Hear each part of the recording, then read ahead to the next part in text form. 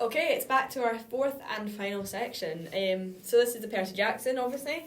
So we're going to be looking at our characters from Percy Jackson because, you know, Rick Riordan is well known for writing his characters in a way that we kind of actually start to care about them. You mean our favourite characters and not our own personal characters? Okay, shush. I can't speak today. This is a sign that I am clearly needing a holiday.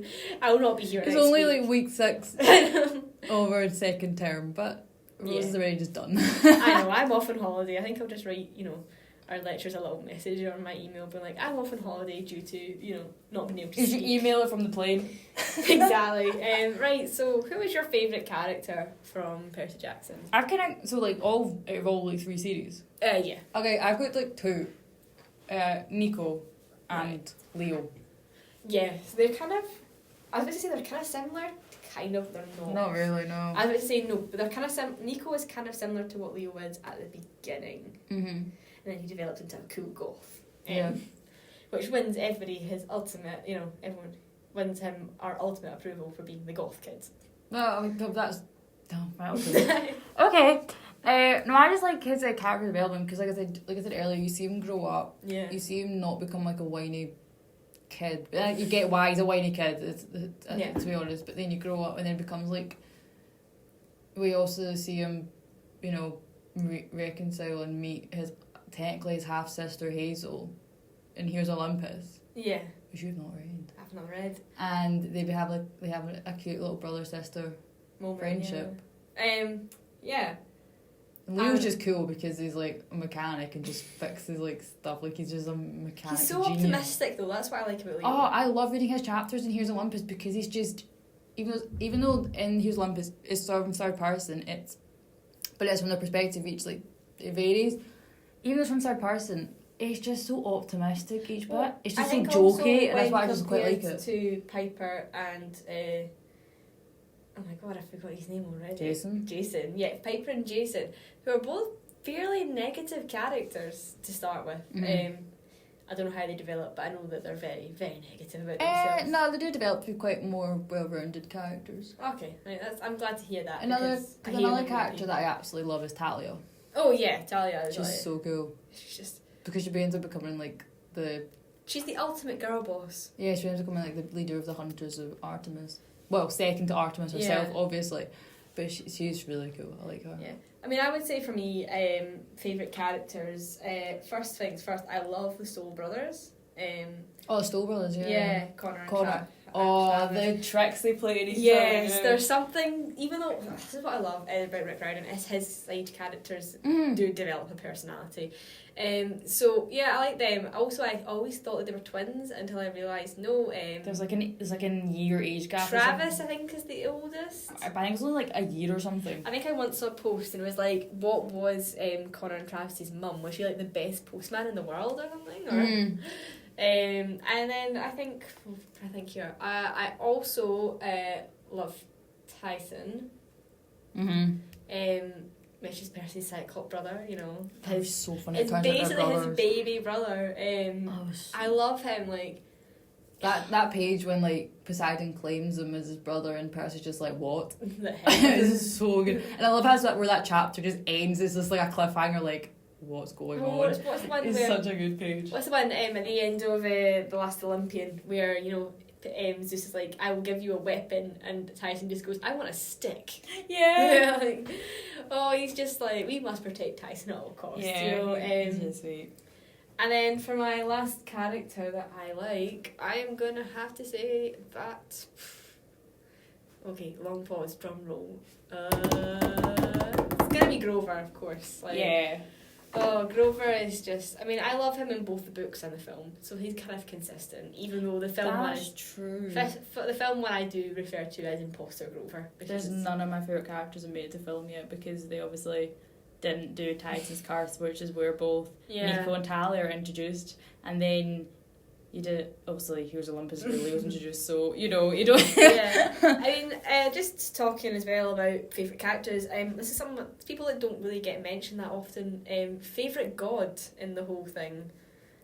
See, most of the gods annoy me, just how they mess around with the kids. Yeah. But I think my favourite is Artemis, because she kind of just goes against the gods' rules and just kind of hangs out with her, like, group of girls who are the hunters. Yeah. And she, like, makes herself look the same age, so then therefore she, like, is more relatable for them to relate to her, and they just see her as, like, a mother figure. I like her because she actually, she cares for her hunters. Yeah, I mean, I've got to say, I love Hades, just because he's very... You know what, he's the older brother that never got anything or any, like, well done. Is he the oldest? He's the eldest, yeah. Why did I think he was the youngest? Zeus is the youngest out of the original 6. No, I thought it was the other way around. I thought it was Zeus and Poseidon and then Hades. No, everyone seems to mix it up somehow in your head. Oh, so basically, yeah, Hades is the wronged big brother. I did not know that. I thought he was the youngest. That's why he was dumped in the underworld. No, he's the oldest. He's just very gloomy. I mean... Yeah, I love how his the last Olympian, his reasoning is that he wants to continue fighting with his brothers and sisters, so he's got to defeat his father, because otherwise how the hell would he do that? I kind of also, just as another god, I do like Hesia. Yeah, is that the fire pit? Yes, the hearth. Oh, that's a bad description of her. She's more than just a fire pit. Yeah, she's the hearth, and she's like the kind of, she is the last Olympian, which is quite nice, you know. Yeah, no, whereas the rest just kind of annoy me. Like, I did like Athena, but then she messes Annabeth, like, over in House of Hades, which is the second last book of Here's Olympus. Yeah. Well, technically Mark of Athena and then House of Hades, like, those two books side by side, she basically sends Annabeth and, like, this quest that could get Annabeth very much killed. I mean, I'm just going to say this, but there's a lot of other characters that do a lot worse than the gods. Mm-hmm. But I think it's because, obviously, they're meant to be these perfect beings, sort of. Well, in our minds, anyway. I don't think the Greek myths portray them as quite as perfect. No. But maybe that's what kind of makes us like want to know a bit more about these gods, but we can't because they're just like, we don't talk. God I quite like is Hermes. Oh yes, the ever working hard, the millennial basically. Yeah, the delivery guy. He's actually more efficient than the actual delivery service that's named after him. Yeah. Hermes is quite cool because he appears and gives like advice and stuff. Like, yeah. And I kind of feel like he does have some sort of sympathy and connection. Some of them, they never appear. Like, to Camp Happily, they never visit their kids at all. Yeah, like I'm thinking, obviously Hera doesn't because she's not got any kids because, you know, it's Hera. She's... Hephaestus, I don't know, he's kind of... He does. Apollo does. For Trials of Apollo, but only because he's forced to. And also he does show up at the end so that Rachel can become the... I want to say Poseidon's appeared once, actually, on camp.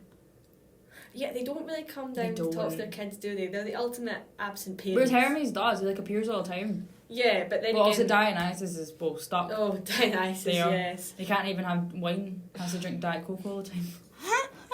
Punishment. Yeah. I think that's quite funny. So God of wine can't drink wine. I just want to say, like, we want to discuss about what makes these characters so good, but I think we've kind of already covered that, is that Rick does make us care about these characters, and even if he has to have, like, so for example, I wasn't too sure about Charles Beckendorf when he died. I was like, okay. He dies again? Yeah, he dies at the Percy Jackson books.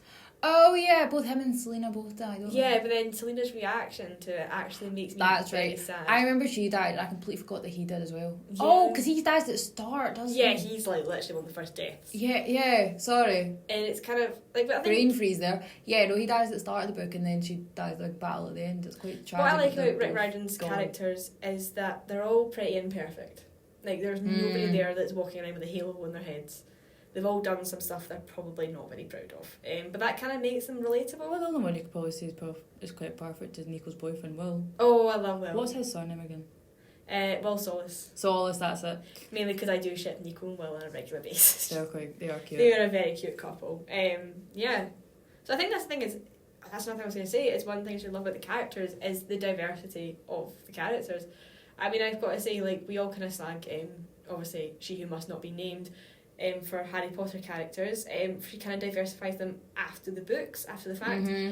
Meanwhile, I'd say Rick Riordan is fairly confident in bringing out, you know, gay characters and queer. And I like how it's just handled. It's not a big thing. It's just like, oh yeah, Nico's gay. Yeah, Nico's right, gay. Fine. Cool. Yeah, like that's fine. And the thing is, it makes sense because think about like the Greek and Roman gods. They were very fluid with their sexuality. Oh yes. When you actually read the myths, like. So it makes sense for their kids to also be. So it'd actually be really, really obvious that if they were all straight white people.